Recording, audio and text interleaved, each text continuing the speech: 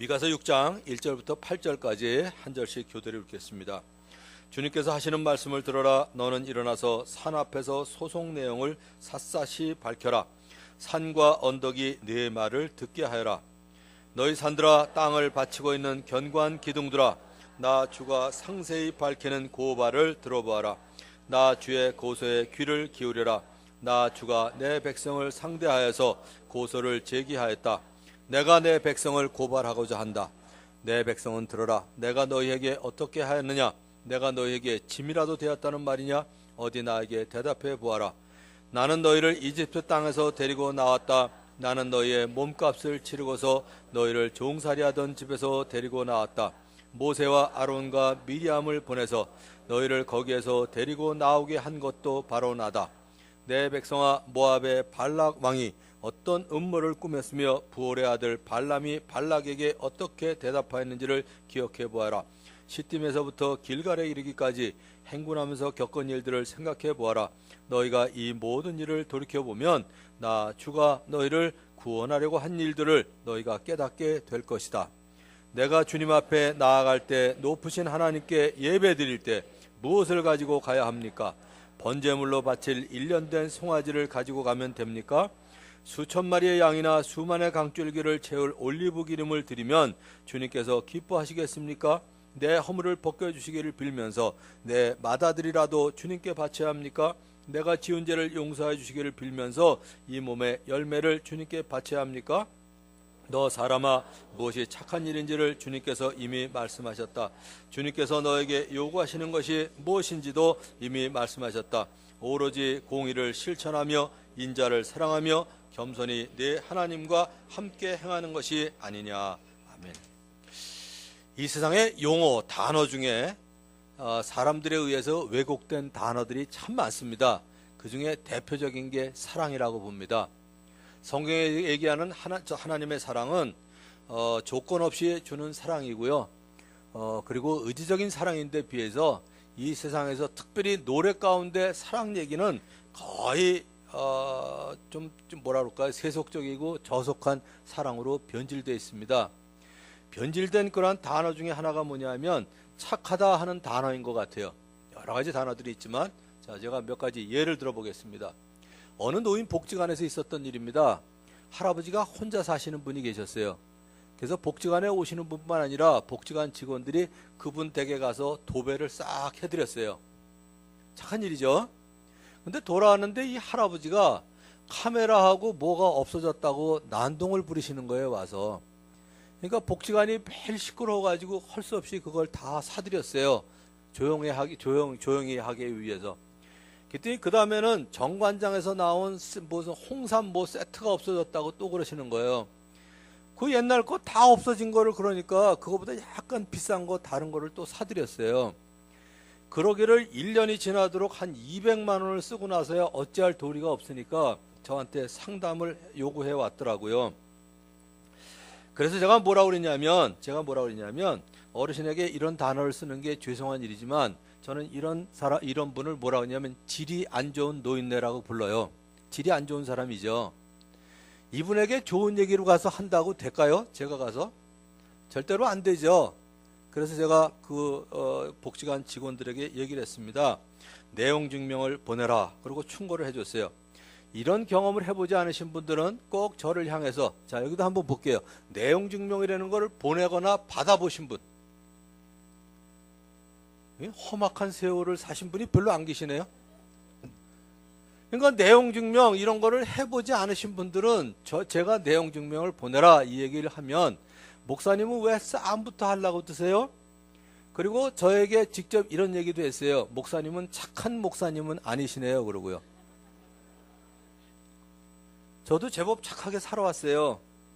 한 번도 제가 부모님에게, 우리 어머님 아버님이 그러셨어요. 너는 말 한 번도 안 일으켰다고. 저도 사실 혼난 기억이 없어요. 우리 할아버지한테 초등학교 5학년 때 한 번 혼났어요. 크리스마스 때 모래 뿌린 카드 반짝거리는 거 너무 좋아 보여서 그거 한 장 샀다가 돈 쓸데없는 데 썼다고 혼난 거 외에는 제가 혼난 적이 없어요. 이제까지 65년 동안 살면서 한 번도 싸운 적이 없습니다. 그 만만한 저의 아내하고도 아직 싸운 적이 없어요. 그만큼 착하면 됐지 얼마나 착해야 돼요. 근데 저보고 착한 목사님은 아니시네요 그러더라고요. 자, 내용 증명이 뭐냐 이런 내용이에요. 어르신의 건강과 안녕을 기원합니다. 그런데 도배를 해드린 이후에 자꾸 무엇이 없어졌다고 하시니까 부득이 이제까지 잃어버린 물건을 전부 목록을 만들어 주시기 바랍니다. 그러나 사실과 다른 목록이 있다면 부득이 법적 단계를 밟을 수밖에 없습니다. 이게 내용 증명이에요. 싸워지는 얘기인가요? 만일에 그 어르신에게 계속 착하게 하려면 어떻게 해야 돼요? 계속 사드려야 되나요? 그러면서 이 복지관에 있는 직원들을 괴롭혀야 되나요? 어떤 게 착한 건가요? 그래서 그런 분에게는 점잖게 얘기를 해서 원만한 결론을 얻어내는 것은 불가능합니다. 그래서 그런 분에게는 나도 법을 좀 아는 사람이다 하는 인식을 시켜드려야 부당한 이익을 취하려는 마음을 버리고 올바른 태도를 취할 수 있어요. 요즘 착하다는 얘기를 어서 많이 들으세요, 여러분들이. 많이 보시죠? 마트에서 착한 가격. 뭐가 착한 가격이에요? 소비자에게 싸게 파는 게 착한 가격이라면 생산자에게서는 싸게 사야 되는 나쁜 가격이에요. 생산자에게 비싼 값을 주고 사는 착한 가격이라면 소비자에게 많이 받아야 되는 나쁜 가격이거든요. 뭐가 과연 착한 거예요? 또 하나 얘기해 볼까요? 전도를 하다 보면 하나님을 믿지는 않지만 믿는 사람보다 더 착하게 사는 사람은 어떻게 됩니까? 이게 크리스찬들을 제일 곤혹스럽게 만드는 질문이에요. 자, 여기에서 착하게 사는 사람이 과연 어떤 사람일까요? 국어사전은 착하다는 것을 뭐라고 얘기하냐면 곱고 어질다 이렇게 끝나요. 곱고 어질다. 국어사전 뜯어 고쳐야 될 거 많아요. 곱고 어질다. 그런데 과연 착한 게 뭐냐에 대해서 미가서 오늘 읽은 6장 8절처럼 정확하게 착한 거를 표현한 데는 저는 없다고 봐요. 그래서 오늘 정의를 내렸으면 좋겠어요. 자, 미가서 6장 8절만 같이 한번 목소리를 같이 해서 읽어볼게요. 너 사람아, 무엇이 착한 일인지를 주님께서 이미 말씀하셨다. 주님께서 너에게 요구하시는 것이 무엇인지도 이미 말씀하셨다. 오로지 공의를 실천하며 인자를 사랑하며 겸손히 내 하나님과 함께 행하는 것이 아니냐. 세 가지를 명확하게 얘기하시죠. 첫째는 공의를 행하는 게 착한 겁니다. 공의를 실천하는 거. 자, 무슨 얘기인가 보세요. 하나님께서 북이스라엘과 남유다를 향한 분노를 미가 선지자를 통해서 알리신 책이 바로 미가서입니다. 하나님은 북이스라엘과 남유다의 죄를 드러내시면서 사마리아와 예루살렘의 타락을 지적하셨습니다. 화려한 왕궁, 큰 저택, 튼튼한 성벽으로 둘러싸인 사마리아와 예루살렘이지만 그것이 잘못된 건 아닌데 하나님이 보시기에 그곳은 악의 소굴이었어요. 그곳은 온갖 불의와 부패와 그리고 극심한 타락이 가득 차 있었기 때문입니다. 그래서 미가 선지자는 악을 꾀하는 권력자들이 지배하는 예루살렘에 대해서 탄식을 하셨습니다. 미가 선지자는 이 모든 상황이 지도자들이 부정과 불의에서 비롯된 것이라고 지적을 했습니다. 하나님을 섬긴다고 하는 지도자들이 물질에 눈이 어두워서 타락하고 성직의 고귀함까지 손상시켜버린 상황, 참담함 그 자체였거든요. 이에 그치지 아니하고 모든 이스라엘 백성이 함께 타락한 것이 더 안타까운 현실이었습니다. 그래서 하나님께서 심판을 선언하셨습니다. 하나님께서 심판을 작정하신 이유, 하나님에게서 멀어진 이스라엘 때문이었습니다.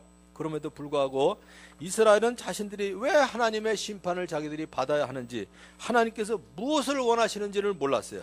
그래서 오늘 6, 7절에서 어리석은 백성들의 말을 한번 들어보시는 거예요. 내가 주님 앞에 나아갈 때, 높으신 하나님께 예배 드릴 때 무엇을 가지고 가야 합니까?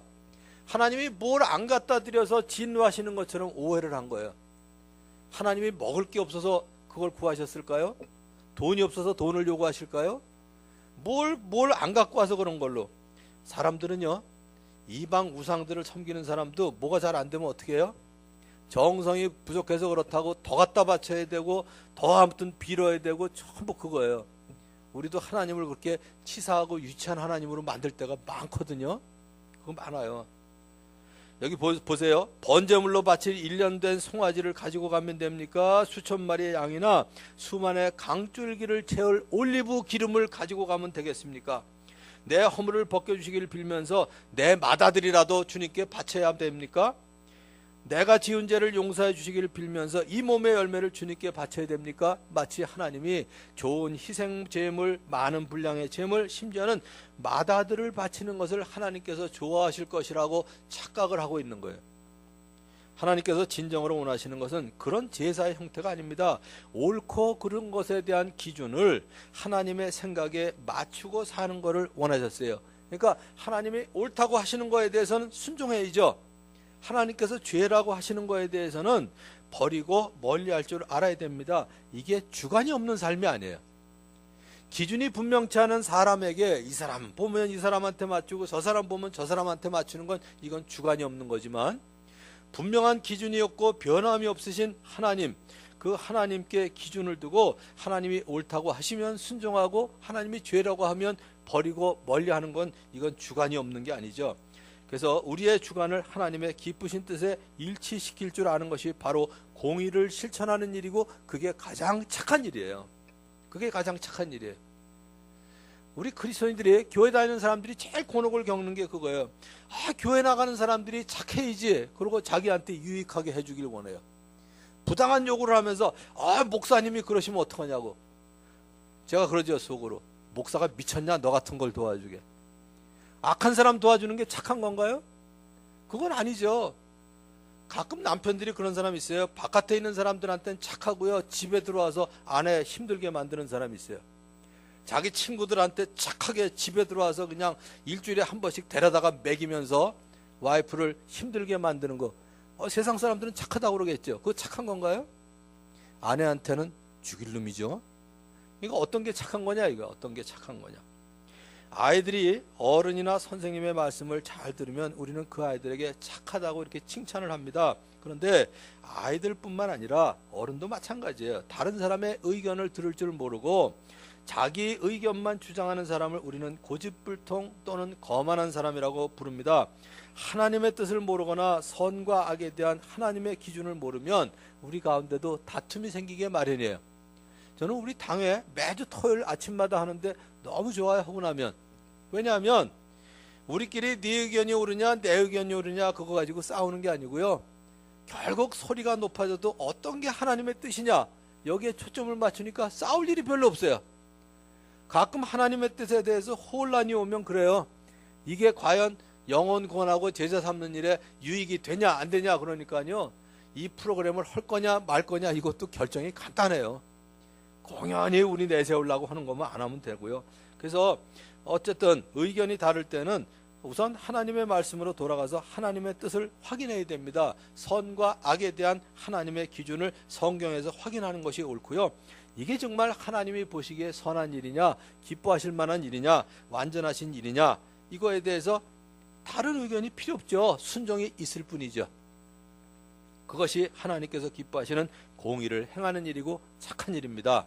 여러분들이 정말 하나님이 기뻐하시는 공의를 행하는 착한 여러분들이 되시기를 주님의 이름으로 축원합니다. 근데 가끔 이게 헷갈릴 때가 있죠. 이거냐 저거냐. 저는 아주 쉬운 용어로 해요. 어떡하냐 하면, 하려고 하니까 찜찜해요. 다른 사람이 있으면 안 할 것 같아. 그러면 안 하면 돼요. 안 하려니까 찜찜해. 교인들이 있으면 난 이거 해야 될 것 같아. 그러면 하면 돼요. 하려니까 찜찜하면 안 하면 되고요, 안 하려니까 찜찜하면 안 하면 돼요. 이러니까 하나님 뜻 구분하기가 쉽더라고요. 자, 두 번째는요, 인자를 사랑하는 겁니다. 인자가 뭐냐면 어진 것을 사랑하는 거죠. 지난주 일주일 전에 주일과 월요일에 목자 목녀들이 1박 2일로 수련회를 가졌습니다. 공동체 훈련을 통해서 서로 가까워지고 이해하는 시간도 가졌고 은혜의 말씀을 나누는 시간도 가졌는데, 그 말씀 중에 하나님의 사랑은 낮은 대로 임하는 사랑이다 하는 것을 최영기 목사님의 설교를 들었습니다. 그래서 오늘 여러분들 그 목회서신에 요약을 해서 넣었는데, 오늘 제가 조금 나눌게요.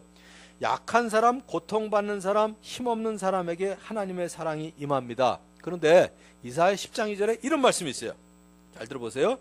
가난한 자들의 소송을 외면하고 불쌍한 나의 백성에게 권리를 박탈하여 과부들을 노략하고 고아들을 약탈하였다 이렇게 지적하셨는데, 그래서 나라가 망한다 그랬어요.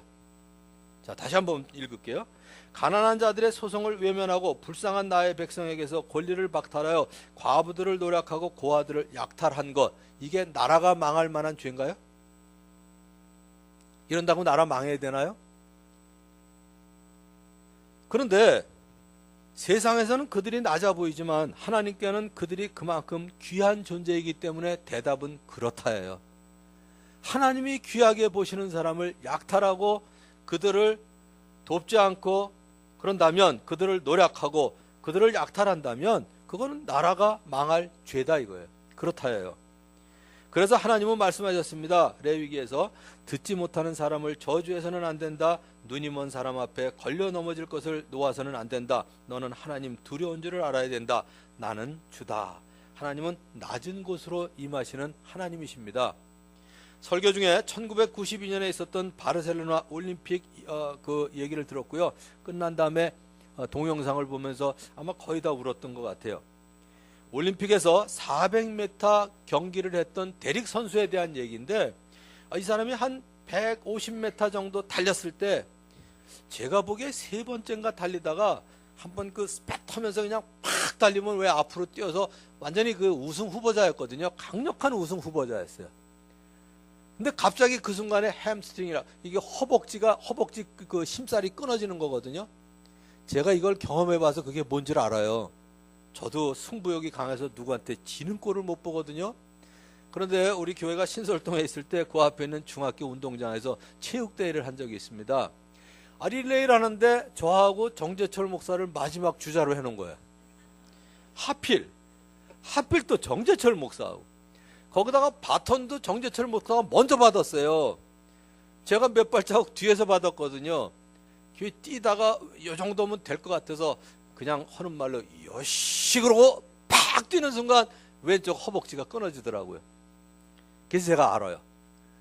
그래도 담임 목사가 아픈 척 하지 않으려고 쩔룩거리면서 아무튼 끝까지 돌긴 돌았고요.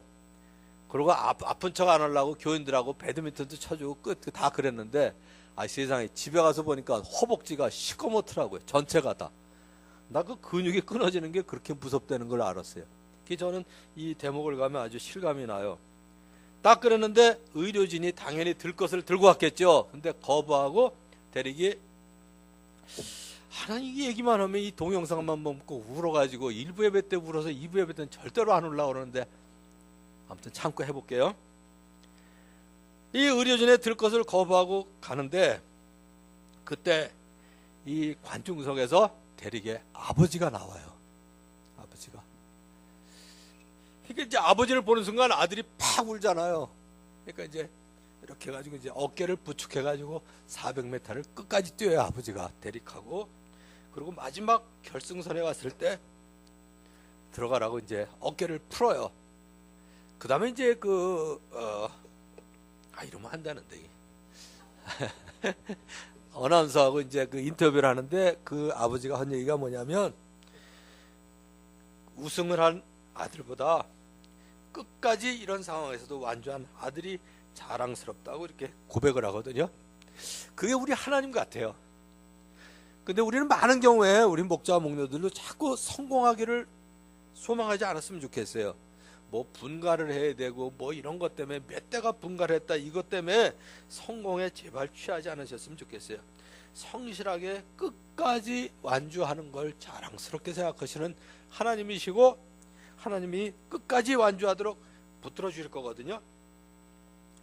하나님께서는 먼저 그들에게 내 백성은 들어라, 내가 너희에게 어떻게 하였느냐 하시면서 이스라엘 백성에게 사랑으로 인도하시고 베푸신 은혜들을 기억하도록 하셨습니다. 하나님께서 이러한 말씀을 하신 것은 세상 사람들처럼 자신을 과시하거나 생색을 내고 그에 대한 보상을 바라시기 때문이 아닙니다. 하나님은 그 백성들을 향해서 최선의 것을 주기 원하시고, 그렇기 때문에 그분의 인도하심과 말씀에 순종해서 가장 좋은 길을 걸으라는 말씀을 하신 거죠. 또 백성들에게 잔인하게 빼앗지 말고 인자를 베풀라는 말씀입니다. 하나님의 인자하심을 경험한 사람들은 다른 사람에게 자비를 베풀 수 있어야 합니다. 하나님은 이걸 기뻐하세요. 이 세상이 산업화되고 난 다음에 우리는 많은 것을 사실 상실했어요. 학교에서 배운 건 산업화가 인류 발전에 가장 공헌한 거라고 우리는 배웠는데요. 저는 생각이 달라요. 산업화가 인류가 망하기 시작한 처음 첫 출발인 것 같아요. 전기 발명이 제일 인간의 축복이라고 그러는데 나 이것처럼 저주가 없는 것 같아요. 세상에 어두워지면 자고 밝으면 일어나야지 말이에요. 밤에도 이 불 쏴놓고 뭐 앉아서 일을 해야 되는 거, 그냥 밤새도록 삼교대를 하면서 24시간 일하는 거는 인간에게 이건 저주 같아요. 그런데 이 산업화 특징 중에 하나가 뭘까요? 생산성과 효율입니다. 생산성과 효율. 이것 때문에 많은 사람들이 일자리를 잃었고요. 이것 때문에 빈부격차가 일어나기 시작합니다. 세상에서는 생산성과 효율이 떨어져 낮아 보이는 사람일수록 하나님의 사랑은 그 낮아 보이는 곳에 임하신다는 사실을 우리는 알아야 됩니다. 참 치사한 이단이 있는데요. 그냥 얘기할게요. 신천지는 전도 대상이 아닌 사람이 몇 있어요. 아마 이 설교 들으면 또 생각 바꿀 거예요. 노인들하고 장애인들에게 전도 안 해요. 노인복지관 그렇게 있어도 한 번도 안 와요. 장애인들 안 해요. 왜 그럴까요? 생산성과 효율이 없거든요. 아마 이 얘기 들으면 작전을 바꿀 거예요. 우리도 그들에게 인자를 베푼다 그러고 아마 선행을 베풀지 모르겠는데 현재까지는 일단 그래요. 전 그래서 하나님 믿는, 예수님 믿는 기독교가 좋아요. 낮은 곳에, 어려운 곳에 가잖아요. 어려운 곳에. 그리고 다 죽어가는 사람을 위해서 호스피스, 그래도 제일 많이 하는 사람들이 크리스찬들이에요. 그래도 그런데 많은 걸 갖춘 게 꼭 좋은 건 아니에요. 지난주에도 그랬고 오늘도 그랬고 대표 기도할 때 담임 목사님 청빙을 위해서 기도하는 바람에 제가 앞에서 아주 죽겠는데 사람 앞에다 앉혀놓고 새로운 사람 잘 오게 해주세요. 그러니까 이건 나가는 소리도 아니고 농담 삼아 하는 건데 여러분들에게 꼭 하나 부탁드릴게요. 제발 많은 것들을 갖춘 사람 안 찾았으면 좋겠어요. 많은 걸 갖춘 사람 제발 찾지 마세요. 일반적인 교회가 많은 걸 갖춘 사람을 구해요. 박사학위 가진 사람, 뭐 일반 대학 나온 사람, 뭐 한 사람 그러는데 그냥 솔직하게 얘기할게요. 우리 교회 큰일 났어요. 이제 저보다 나은 사람 찾기 힘들거든요. 그냥 치사하지만 다 얘기할게요. 세상에 경기중학교 나오고 경기고등학교 나오고 서울공대 대학원까지 나온 사람 몇이나 돼요. 그중에 가정교회 하는 사람 5명도 안 돼요. 제가 분명히 알기로는 최영기 목사님하고 저밖에 없어요. 아직은. 제발 안 그랬으면 좋겠어요. 가끔 그 얘기가 나와서 그래요. 중고등부 교육자나 청년부 교육자나 뽑을 때 자꾸 따지더라고요. 그때마다 속이 뒤집혀요.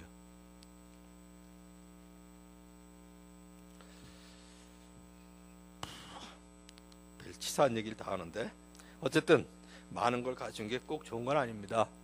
바울도 자기 몸에 있는 가시를 제거해 달라고 하나님께 기도했습니다. 그런데 주님께서 말씀하셨어요. 내 은혜가 네게 족하도다. 내 능력은 약한 데서 완전하게 된다. 그러므로 그리스도의 능력으로 자신에게 머무르게 하기 위해서 더욱더 기쁜 마음으로 바울은 자신의 약점을 자랑한다고 그랬거든요. 연약한 가운데 하나님이 임하세요. 너무 많은 거 요구하지 마세요. 아마 저보다 나은 사람을 내면 큰 목회를, 큰 교회를 이끌어가는 사람일 텐데 그런 사람이 여길 왜 오겠어요? 제발 너무 많은 거 요구하지 마시고요.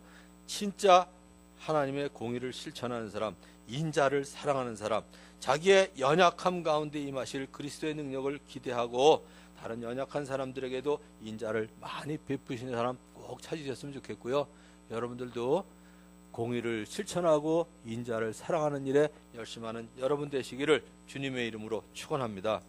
자, 세 번째는요. 하나님과 겸손히 동행하는 사람입니다.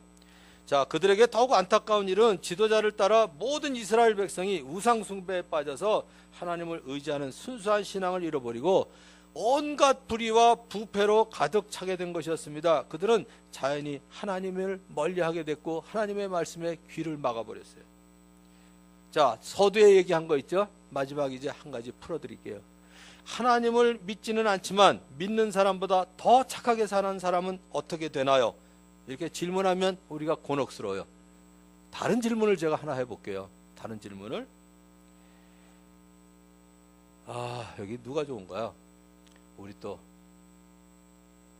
가서 아들을 둘 두신 분 안 계신가?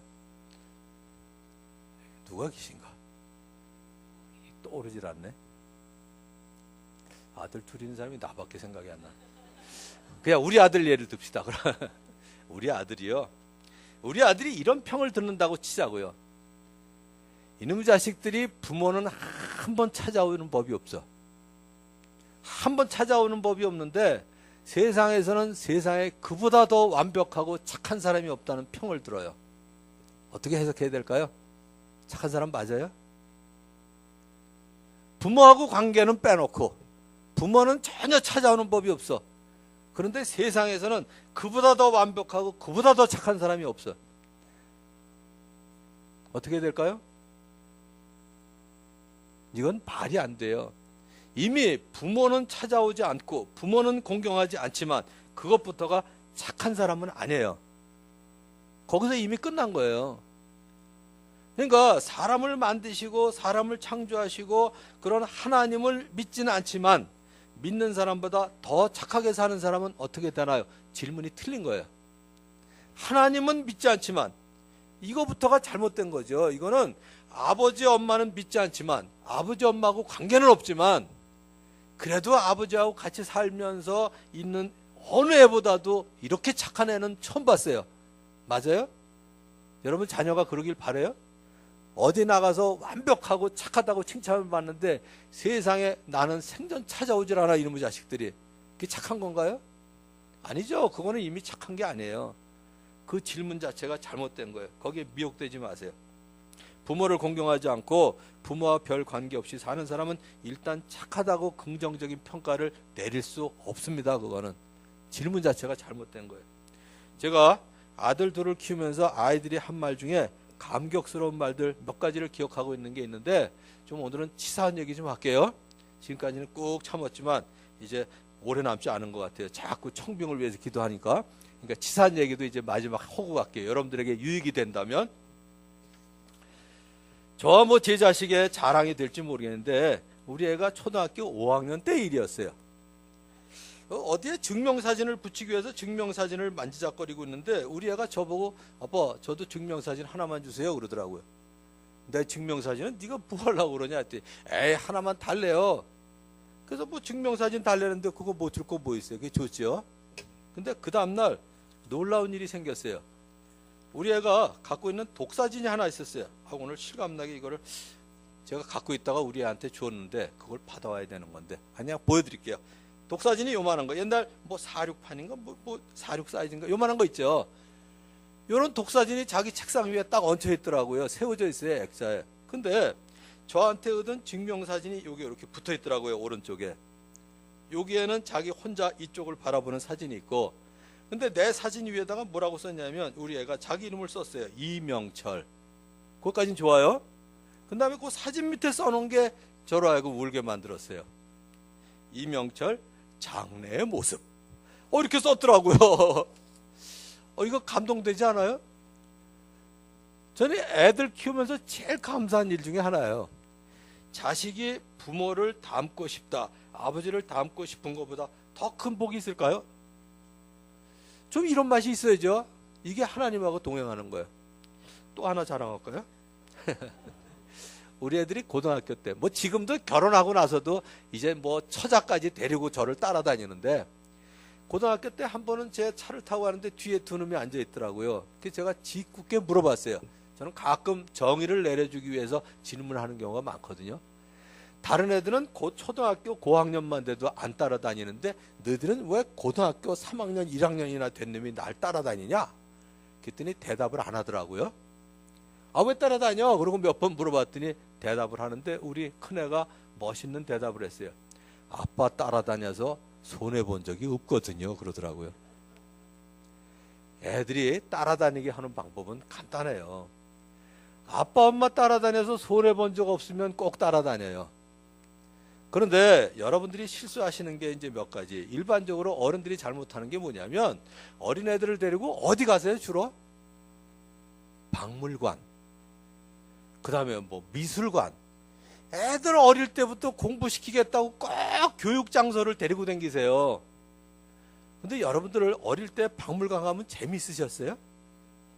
아니 내가 재미없었으면, 특별히 박물관을 좋아하는 애들이 있어요. 여러분들이 좋아하셨다면 데리고 가셔도 돼요. 저는 지금도 박물관 별로 안 좋아해요. 골동품 박물관은 제가 좋아해요. 공구 뭐 이런 거 있으면 좋아해요. 다른 거 뭐 미술 작품 이런 거는 뭐 하나 피카소 앞에 사람들 뭐 피카소가 그리는 앞에 뭐죠 뭐 아무튼 뭐 그 눈썹 없고 갑자기 모나리자 거기도 갔는데 사람 쫙 서 있더라고요. 난 봐도 모르겠더라고요. 눈썹 없는 거 외에는. 저거 책에서 많이 보는 건데 그거 외에는 뭘 모르겠더라고요. 근데 쫙 서 있더라고요. 거기 집단. 저 사람들 좋아하나? 근데 우리는 자꾸 이제 그런 데 데리고 다녀요. 그리고 또 하나는 뭐냐면 가끔 또 이제 아빠들이 뭐 하냐면 어떤 계곡을 보여주기 위해서 간다고요, 애들한테. 초등학교 애들이 계곡 즐거운 애들 보셨어요? 거의 없어요. 그러니까 뒤에서 계속 게임하고 있다고요. 그러니까 이제 야, 게임하려면 집에서 오지 여길 왜 왔냐? 저 계곡 좀 봐라. 아, 예. 아, 저 계곡 좀 보라니까? 아, 예. 이러니까 안 따라다니죠. 몇 가지 요령을 알려드릴게요. 휴게소에 가서도 애들을 힘들게 만들어요. 야, 뭐 먹을래? 야, 빨리 결정해. 시간 간다. 빨리 결정해. 이거 얼마나 힘들어요. 저는 그냥 5,000원씩 줘요. 각자 좋은 거 먹고 1시 반까지 차로 집합. 얼마나 좋아요. 그러니까 어떤 애들 더 먹고 싶으면, 그런 애들은 거의 없지만 자기 돈 내서 더 먹기도 하고요. 안 먹고 꼭 형 거 뺏어 먹으면서 5,000원 집에 넣는, 주머니에 넣는 애. 아, 그래도 이쁘잖아요. 제발 그러지 마세요. 잔돈 내놓으라는 것처럼 치사한 게 없어요. 그러면 어쨌든 5,000원 다 먹어야 돼요. 그거 얼마나 힘들어요. 5,000원 채우기가, 어린애들이. 그러니까 5,000원 주고 각자. 그리고 저희가 지금 이제 애들이 다 결혼하고 같이 다녀도 늘 같이 다니는 게 아니에요. 예를 들어 지금이 12시면 이렇게 1시 반까지 우리 밥 먹고 3시 반까지 모자라? 그럼 4시까지 자유시간. 차는 누가 갖고 갈래? 차는 저밖에 없으니까. 그리고 각자 흩어졌다 모였다 흩어졌다 모였다 하거든요. 이거 얼마나 재밌어요. 얼마나. 그러니까 아빠 따라다녀서 손해본 적이 없거든요. 그러면 이제 애들이 따라다니는데, 대부분 어린아이일 때는 부모를 따라다니는 것을 큰 자랑이요 즐거움으로 생각합니다. 그러나 자기 생각대로 하고 싶은 마음이 들면서 부모의 통제를 벗어나려고 부모 곁을 자꾸 떠나게 돼요. 사람들은 자기 마음과 생각대로 하는 걸 자유라고 얘기합니다. 근데 그건 아니죠. 자기 마음대로 하는 건 실은 자유가 아니라 자기 욕심에 끌려다니는 거고, 자기의 욕심을 통제할 수 있는 자유가 진정한 자유예요. 해야 할 일은 하고 하지 말아야 될 일은 안 할 수 있는 게 진짜 자유죠. 아, 이건 하면 안 되는데 그러면서 하는 건 자유가 아니죠. 그거는 자기 욕심에 끌려다니는 거고 죄에 끌려다니는 거죠. 해야 할 일은 하고 하지 말아야 될 일은 안 하는 게 이게 진짜 자유입니다. 그러니까 사람들이 하나님을 떠나 하나님 곁에 있지 않으려고 하는 이유도 마찬가지예요. 그러나 하나님을 떠나는 것은 진리를 떠나는 것입니다. 겸손히 하나님과 동행할 때 우리는 가장 최선의 길을 걸어갈 수 있습니다. 하나님을 존경해야 돼요. 하나님을 경외해야 돼요. 내가 존경하는 분과는 한 번이라도 더 얘기를 나누고 싶고, 뭐 조금이라도 더 같이 있고 싶고 함께 다니고 싶은 열망이 생기죠. 그게 바로 거룩함입니다. 하나님께서 가장 기뻐하시는 일이고요. 그래서 여러분들이 착한 게 뭐냐? 공의를 행하는 겁니다. 공의를 행하는 거, 공의를 실천하는 거, 또 인자를 사랑하는 거, 그리고 겸손히 하나님과 함께 행하는 것인데, 이 공의를 행하고 인자를 사랑하고 겸손히 하나님과 함께 행하는 것이 바로 착한 일이라는 것을 기억하고 진정 착한 여러분들 되시기를 주님의 이름으로 축원합니다. 기도하겠습니다. 오늘도 3가지 위해서 기도하겠습니다. 첫 번째는 예배를 사모하는 삶을 살도록 자, 예배를 사모하는 삶을 사는 방법을 하나 알려드릴게요. 여러분, 언제 주유소가 그리우세요? 기름이 떨어지고 불이 들어오면 그때부터 주유소가 그리워집니다. 주유소가 안 보이면 안달이 나요.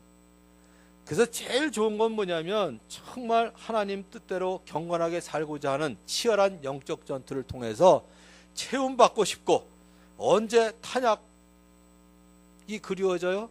탄약이 다 떨어져야 탄약소가 그리워지죠.